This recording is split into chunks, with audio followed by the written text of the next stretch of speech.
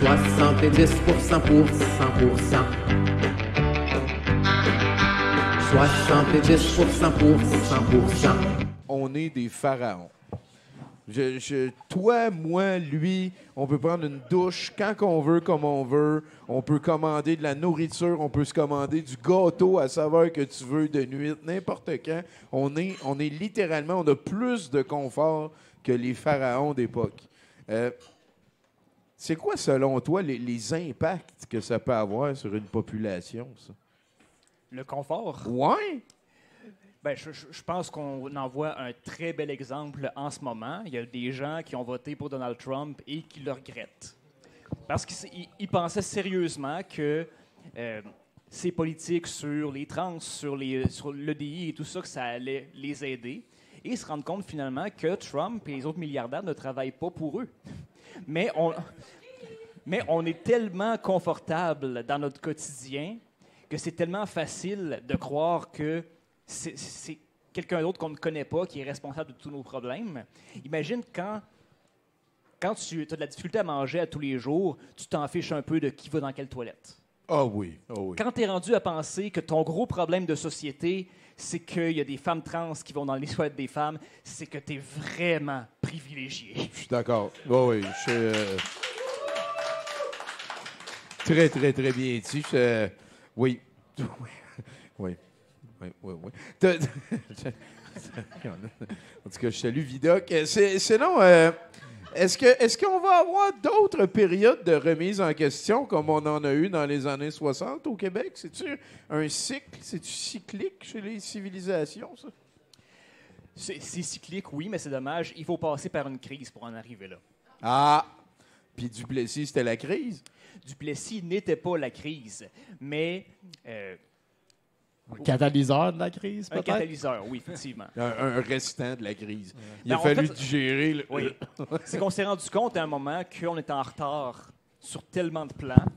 Attends un peu, sur tous les plans, genre? Peut-être beaucoup. Ouais. Peut-être pas financer les... Ouais, en tout cas, mais ouais. Ouais, c'est allé vite à une révolution tranquille. Ça devrait s'exporter. Il devrait faire ça, le monde, me semble. Ouais, c'est cool, rare, cette affaire-là. Y a-tu d'autres des révolutions tranquilles? Il y en a très peu, mais Ouais. ça aussi encore, c'est la preuve à quel point on est privilégié. C'est que nous, on a pu faire une révolution sans tuer personne. Presque. Ben, en tout cas, ça s'appelle tranquille pour une bonne raison. Ouais. Toi, tu veux dire les FLQ, c'est tout ça? Ben, ça s'est culminé un peu là-dessus. Ouais. Ouais, En tout cas. ça, c'est le point culminant. Je veux dire, le FLQ n'a pas participé Non. aux évolutions de la Révolution tranquille. Non, ben, mettons que ça a été comme c'est ça, le point culminant. Ça a mené à ça. Ça a culminé à ça. Voilà. Il y en a qui ont dit on est en train de changer tout, on va changer ça jusqu'au bout. Puis finalement, c'est pas de René Lévesque qui nos pièces. Normalement les morts arrivent avant le changement. Ouais. Oui, on a été très chanceux là-dessus, effectivement. On a pas eu trop. C'est vrai, pas en culmination de la patente. Sinon, je pense qu'on va passer au prochain chronique. Je veux juste dire quelque chose par rapport à la chronique. Je t'en prie. Moi, je rêve vraiment que les dates d'expiration ne soient pas écrites sur les vignettes. Moi, si j'avais une vignette qui venait d'expirer, je la laisserais tellement traîner au restaurant ou au bar en espérant que quelqu'un la ramasse, espère qu'elle soit valide et éventuellement se fasse pogner. C'est pas fait, mais oui, c'est de pitcher des mines, ça. Oh, Alexandre Dumas, c'est faire le karma. attention. Ben oui, c'est ça. Sun Tzu, l'art de la guerre, hein? Moi, j'aime ça. Hey, Donovan, amène-nous à la prochaine chronicatrice. Je m'excuse au moins 200 fois, mais je pense que le gars dans ton parking, c'était moi. Je te promets de plus recommencer. Si tu veux ta vignette, je peux te leur donner.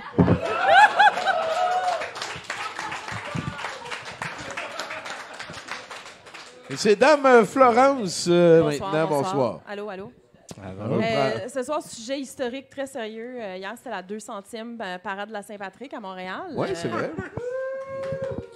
Écoute, je fais des liens comme que je peux, OK? Puis, je voulais parler à quoi ça pourrait avoir l'air un horaire typique de jour de Saint-Patrick quand il y a la parade pour quelqu'un, tu sais. Alors, 7 h du matin, se faire réveiller par son voisin qui réchauffe sa cornemuse, très important, il faut se mettre dans l'ambiance. Ça se fait, ça? Oh, oui. Il faut que tu la mettes dans le micro-ondes 2-3 minutes. Là. 7h15, se verser un café irlandais pour bien partir sa journée. Il faut rester dans le thème, c'est important. À 7h30, boire sa première Guinness. Important. Nutrition, déjeuner. Ensuite, à 8h, quand on est prêt, on poursuit en mangeant un déjeuner irlandais avec boudin. Et avec le thé le plus fort qui existe. Je ne sais pas si vous avez déjà essayé le Irish Breakfast, mais ça décape. À 9h, après une pause bien méritée, lire sur la famine causée par la patate et pleurer doucement pour la diaspora irlandaise. Très important, il ne faut pas perdre ça de vue. Oui, exactement. Toutes ces émotions, à 10h, ça fait réfléchir. On va aller à l'épicerie pour voir comment vont les patates. Amener du whisky dans un flasque pour nous remonter le moral. On peut en mettre un peu ces patates aussi. À 10h30, s'habiller pour aller voir la parade au centre-ville. À 10h35, prendre la décision exécutive de cacher un six-pack de bière dans son manteau. Ça rajoute au fun quand on n'arrive plus à se rappeler les refrains des chansons à boire. À 10h45, réaliser qu'on s'est habillé comme à tous les jours, mais qu'on n'a pas mis de linge vert. Fait qu'à 10h50, se changer en vert de la tête aux pieds, tant qu'à y être, on va faire un effort. Moi, j'ai vu un Power Ranger vert hier. Sérieusement, il devrait y avoir plus de gens qui s'habillent de même. C'était sa journée. Vraiment, c'est extraordinaire. 11h30, trouver une place pour regarder la parade et ouvrir la première bière dans son manteau. À midi, se demander combien il y a d'associations irlandaises à Montréal parce que la parade, elle n'a pas l'air de vouloir arrêter. Midi et demi, se dire qu'une heure de cornemuse, c'est en masse quand on n'a plus de bière dans son manteau, puis commencer à chercher un pub qui n'est pas déjà plein à craquer.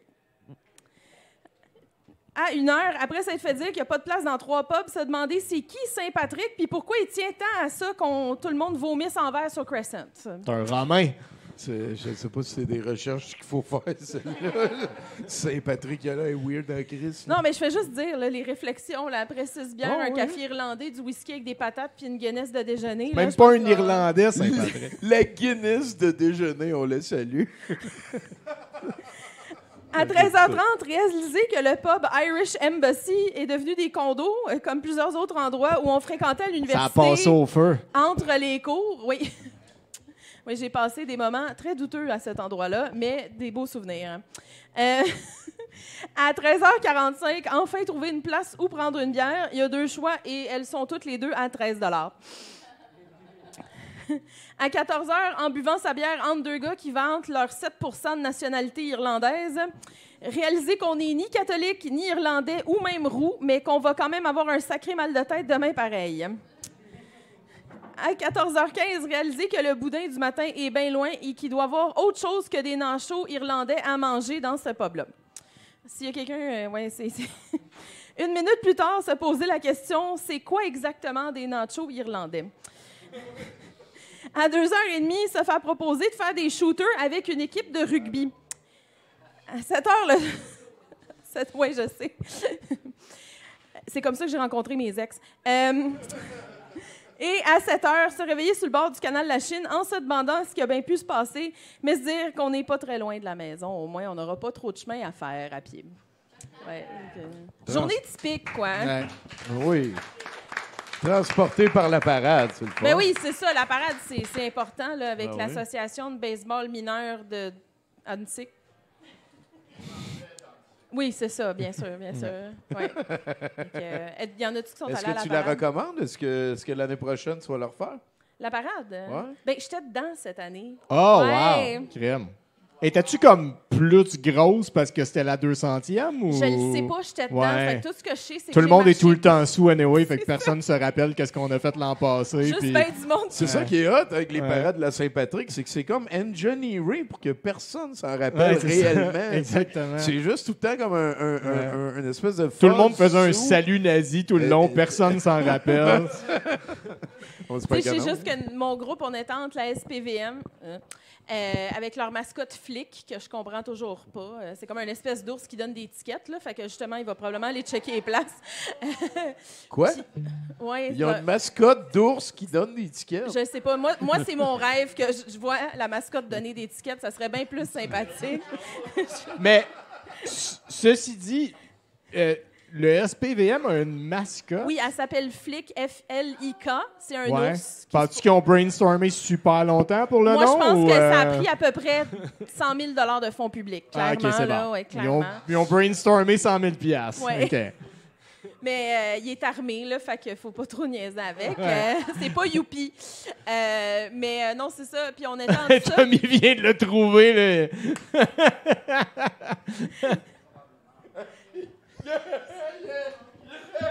Eh non, calice. Il est content, il donne des étiquettes. C'est ma nouvelle affaire préférée. Hey, je suis vraiment contente Je d'avoir. suis terrorisé. Ils ont-tu des toutous ou... Non, ils ont juste des constats d'infraction. Elle est donc bien éducative, ta chronique. Elle est super éducative, ta chronique. Ça fait plaisir. Mais non, c'est ça. Être dans la parade, c'est pas la même chose qu'à regarder parce qu'elle dure très longtemps, mais tu vois juste le monde en avant de toi, puis c'est ça. Là. Fait que c'est, Ouais, Puis Fait t'as que le la prétexte parade, pour te saouler en public. Oui, oui. Puis marcher dans des nids de poules que ta voiture, normalement, serait brisée en traversant. La magie du printemps montréalais qui se Ouais, manifeste ouais. pour toi. C'est tellement beau. Là. Oui. Plus dessus, c'est Oui. extraordinaire. Merci, Florence. Ça fait plaisir. Hey, une bonne main d'applaudissement, s'il vous plaît. Florence!